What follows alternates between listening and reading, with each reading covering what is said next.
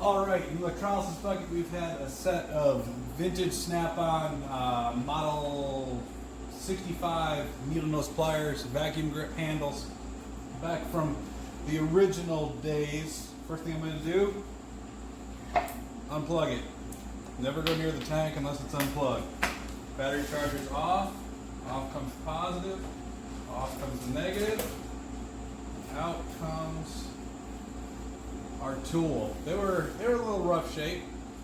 Nothing terrible, but you guys might be able to see those and get a little bit closer. I'm going to take them, clean them up now, and do the scrubbing and see how we end up. But they were in the tank for about a day. All right. Just wipe these down real quick, see how we turn out.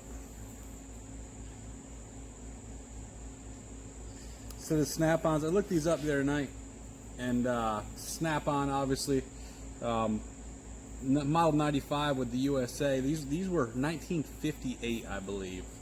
It was a one year knockoff, but they've got the vacuum handles, vacuum grip handles, which is your circles, 2 lines instead of 3, as on the diagonal cutters that I have, and I'm getting ready to lift. But I'm going to give these a good scrub and then put them on the wire wheel, and I'm pretty sure they're going to turn out pretty much beautiful.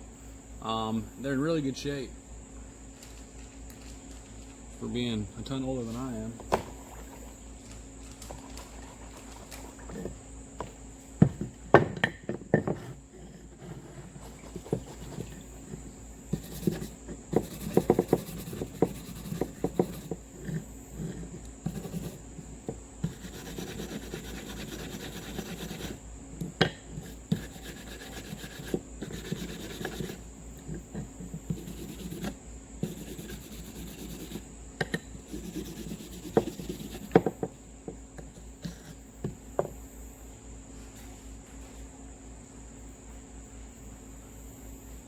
There is some pitting up here towards the top and on the handles.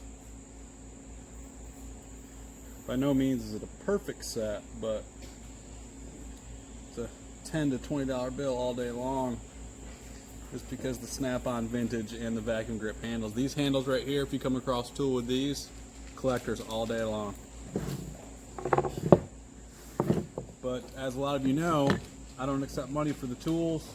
What I do is I pick them, bring them home, clean them up, restore them, whatever I've got to do, and then whoever wants the tool can make a donation to Project Unbreakable, www.projectunbreakable.org, and that donation is your payment.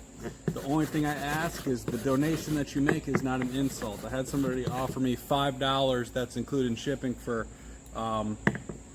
an item like this the other day, and by all means I appreciate it. Everything goes to veterans and first responders, but at the same time they deserve more than the $5, especially since I have to ship them to wherever you're at, and I make zero money.